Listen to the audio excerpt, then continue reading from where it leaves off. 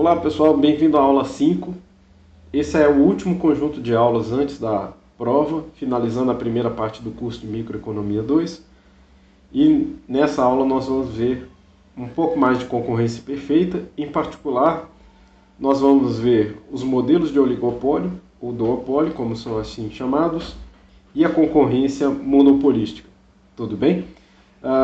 Então, está uma aula bem interessante. Nós vamos ver o capítulo 12 do livro do Pinsky e Rubenfeld. Acompanhe por lá. Mas também vai ter uma apostila para ajudar algumas partes. E essa apostila está lá no Moodle também, que vocês podem conferir. Algumas contas sobre duopólio, principalmente os equilíbrios de duopólio, vão estar lá. Tá ok? Então vamos lá para a nossa aula. Deixa eu mostrar como é que vai estar dividida aqui a nossa aula, que é o seguinte. Então nós temos 5 tópicos aí, né? 1, 2, 3, 4 e 5. Mas eu vou ter que desmembrar vários tópicos aqui nos equilíbrios de oligopólio. Então, vai ficar estruturada da seguinte maneira. A aula 5.1, eu vou falar o que é oligopólio, né? Que é a estrutura de mercado de oligopólio. O que são os modelos de oligopólio, vou apresentar rapidamente, brevemente, para a gente dar uma ideia inicial, tá? E depois eu vou fazer várias aulas aqui sobre os vários equilíbrios de oligopólios, tá bom? Então, para ficar mais curto que eu conseguir aqui, tá? Então guardem aí, 5.2 eu vou falar de cartel, tá? Em 5.3 eu vou falar de Cournot, que é um determinado tipo de duopólio, muito estudado. 5.4 vai virar o monopólio de Stackelberg. Tá? 5.5 vira o duopólio de Bertrand. E finalmente aqui vamos ter a aula 5.6 sobre concorrência monopolística junto com alguns exemplos. Tá? Então nós vamos ter 6 partes aí divididas, tá ok? Essa primeira parte aqui é só para falar do que é o oligopólio. Então vamos lá, o mercado oligopolista, apenas algumas empresas são responsáveis pela maior parte ou pela totalidade da produção. Tá? Então, ao invés de ter apenas uma empresa, nós temos poucas empresas. Tudo bem? Nesse mercado, as barreiras à entrada permitem que algumas empresas obtenham lucros substanciais, mesmo no longo prazo.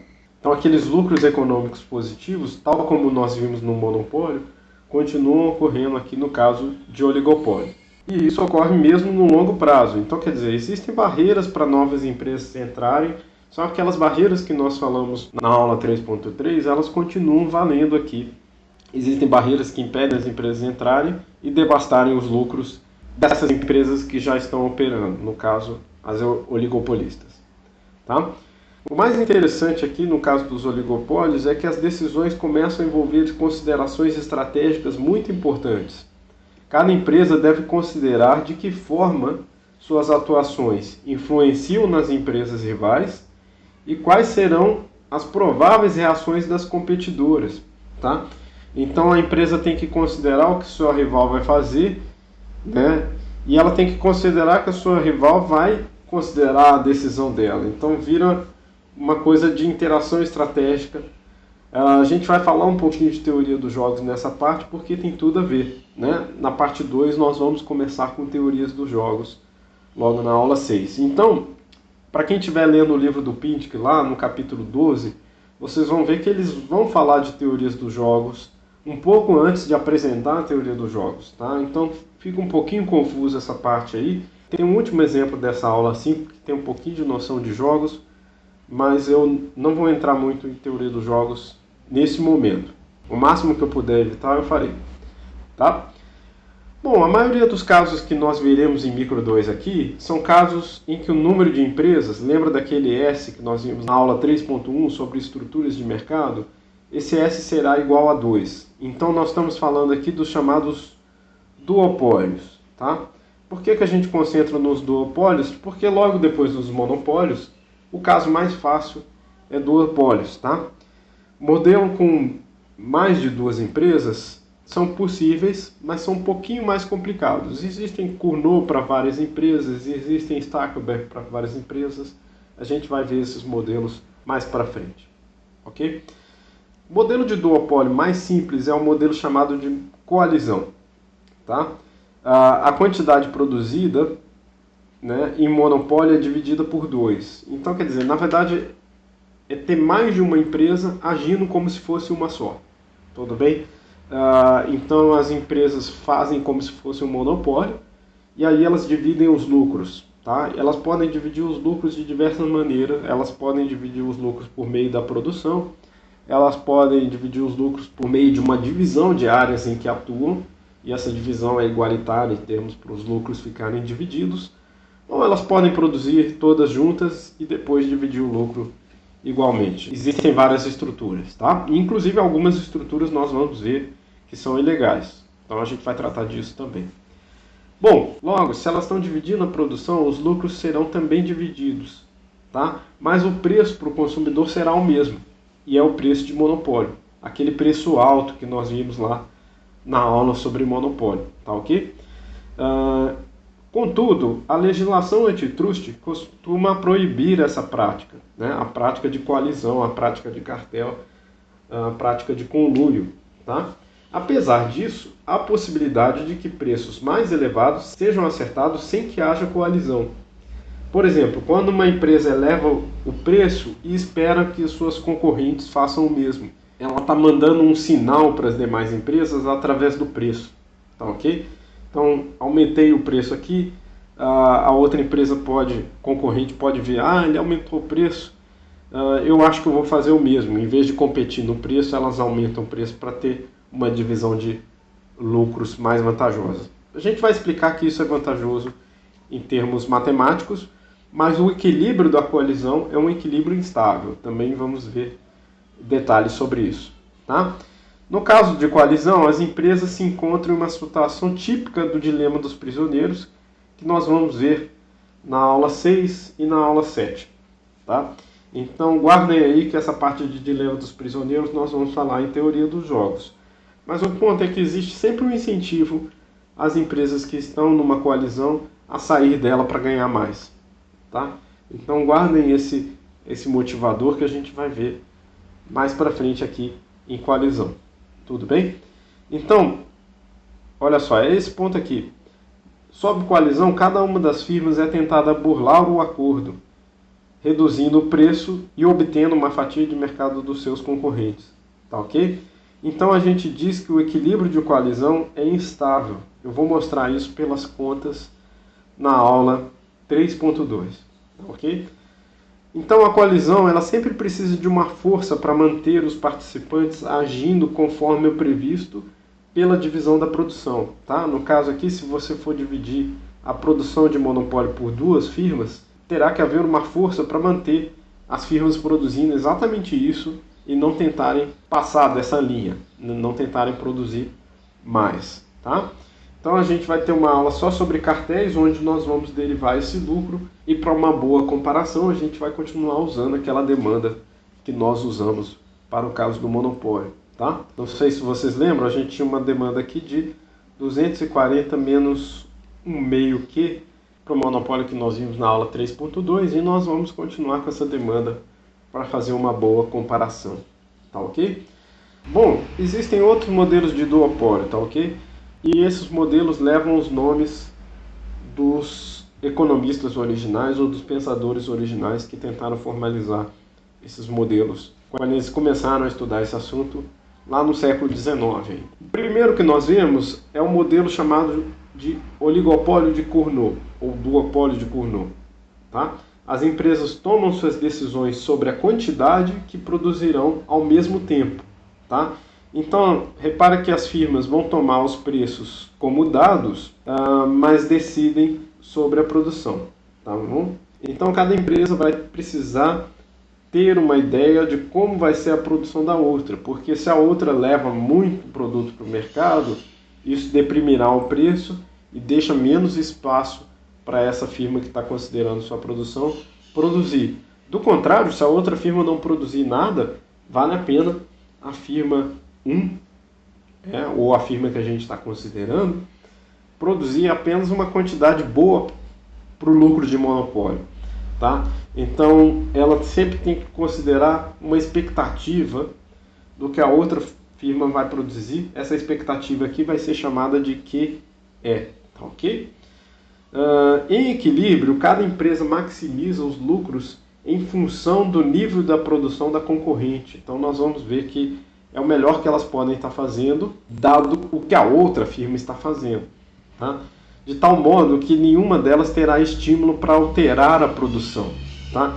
Então a gente chama isso, esse resultado final, de equilíbrio de Cournot, tá? No equilíbrio, nenhuma das firmas vai ter incentivo a desviar da produção, porque se ela começa a produzir mais, ela perde lucro. E se ela produz menos, ela está deixando de vender uma quantidade que seria ótima e dando mais espaço para sua concorrente. Então, não vale a pena desviar nem para menos, nem para mais nessa produção, tá? Outro conceito de jogos que a gente verá mais para frente é que as empresas estão em um equilíbrio de Nash, tá ok? E ainda, o lucro de cada uma delas é mais alto do que na competição perfeita. Porém, é menor do que aquele lucro que poderia ser obtido por meio da coalizão, tá? Por isso que eu vou adotar essa ordem nas explicações. Primeiro a gente vai ver a coalizão ou cartel, depois a gente vai ver o equilíbrio de Cournot e depois a gente vai ver os outros dois equilíbrios existentes. Lembrando que o equilíbrio de cartel é instável, não é exatamente um equilíbrio, tá? Então o terceiro equilíbrio aqui é o chamado de equilíbrio de Stackelberg, tá? Também derivado do autor que estudou esse problema. No modelo de Stackelberg, uma das empresas é a primeira a determinar o nível de produção, tá? Então ela assume uma vantagem estratégica e obtém lucros mais altos do que a sua concorrência. Essa vantagem estratégica é simplesmente ser a primeira a produzir, tá? Então ela leva a sua produção para o mercado antes da concorrente, tudo bem? Essa firma que decide primeiro nós chamamos de líder, tá? Ela tem uma vantagem em decidir primeiro. Ao decidir produzir primeiro, a outra tem que se adequar a essa produção que a firma líder já fez. Como a líder tem preferência na produção, ela sabe que pode optar por um nível de produção maior, tá? Então, claro, se ela começa primeiro, ela produz mais para lucrar mais do que a sua concorrente, tá? Sendo que a concorrente, que é chamada nesse modelo de seguidora, terá que optar por quantidades menores caso pretenda maximizar seus lucros. Tudo bem? Então, nesse modelo aqui é como se a líder procurasse por mais espaço, tá? Ela produz mais e a seguidora fica com um espaço menor. Tem que se adaptar aí a um pequeno nicho, a uma pequena produção de um mesmo bem, tá? A gente vai dar as características desse bem de duopólio mais para frente. O modelo de Stackelberg é também chamado de modelo líder-seguidora, por conta dessa característica especial. Uma firma decide primeiro e a outra decide logo após essa, tá? E o que acontece em Stackelberg é que a quantidade da líder, representada aqui por QL, é sempre maior do que a quantidade da seguidora, representada por QS, tá? Mas o preço que as firmas estão obtendo no mercado é o mesmo, tá? Então, o bem é homogêneo, tal como a gente vai explicar daqui a pouquinho, tá? Mas outra característica interessante também é que se você somar a produção da líder e da seguidora, essa produção somada no modelo de Stackelberg vai ser maior do que a produção somada do modelo e do equilíbrio de Cournot, tá ok? Logo, como a produção de Stackelberg é maior do que a produção somada do equilíbrio de Cournot, o preço que vigora no mercado após o equilíbrio de Stackelberg é menor do que o preço que vigora no equilíbrio de mercado de Cournot, tá ok? A gente vai mostrar isso em mais detalhes, a gente vai poder comparar, pois novamente vou continuar usando aquela demanda inversa de 240 menos 1 meio Q, ok? Por fim, o último modelo de duopólio que nós vamos ver é o chamado modelo de Bertrand, tá? E o modelo de Bertrand, ele tem uma característica essencial, que é a competição se dará nos preços, tá ok? Então não mais nas quantidades, como nós vimos até aqui, a competição ocorre nos preços que essas firmas estão praticando. Então, quando existe competição de preços, o modelo de Bertrand pode ser uma boa descrição. Tá? O equilíbrio de Nash, que é um equilíbrio que nós estamos falando aqui, a gente vai ver por meio de equações, e depois que a gente vai caracterizar na maneira de jogos, também pode ser aplicado a mercados em que empresas produzem bens substitutos e competem por preços, justamente a caracterização do modelo de Bertrand. Em equilíbrio, cada uma delas maximiza os lucros em função dos preços da concorrente, e não mais da produção que a concorrente está fazendo. E desse modo, não tem qualquer estímulo para alterar o preço. Então, elas chegam no preço ótimo, né? E baixar o preço pode aumentar os lucros, mas vai haver uma concorrência, porque a outra firma vai ter um incentivo a baixar o preço também. Tá? E aí o curioso é que a gente vai ver nas equações, para bens homogêneos, o equilíbrio típico do modelo de Bertrand é um lucro igual a zero, aquele lucro econômico, né, que nós vemos em concorrência perfeita. Então, para duas ou mais firmas participantes, o que acontece no equilíbrio de Bertrand é que o preço de Bertrand é igual ao custo marginal daquela produção. E aí, é claro, a gente está falando de bens que são todos iguais e homogêneos aqui. Tá? Existe um modelo bastante interessante, que é o modelo de Bertrand em preços e com produtos diferenciados. E aí, nesse caso, pode levar a um equilíbrio em que existem lucros diferentes para as firmas. Tá? Então vocês podem ver isso no Moodle, em especial a apostila por resolução dos modelos de duopólio. Essa conta de modelo de Bertrand com produtos diferenciados, eu não vou ter tempo de fazer nesse semestre. Eu vou mostrar o modelo de Bertrand no caso mais típico de produtos homogêneos. Tá? Talvez no próximo semestre para esse curso, essa aula de Bertrand com produtos diferenciados possa aparecer. Tá? Mas vejam lá na apostila que isso também está lá na apostila. Se você conseguir entender o Bertrand com bens homogêneos bem, você vai conseguir entender esse outro modelo com substituição imperfeita também. Tá ok? Bom, então eu preciso falar de equilíbrios em oligopólios. Aí eu vou dividir essa aula de equilíbrios em oligopólios nas várias partes que nós vamos ver, tá? Nos vários modelos.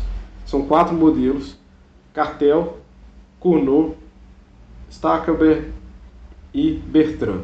Tá? 4 modelos de duopólios que nós vamos ver com mais atenção na aula 5.2. Tá ok? Então vejo vocês na próxima aula 5.2. Até lá!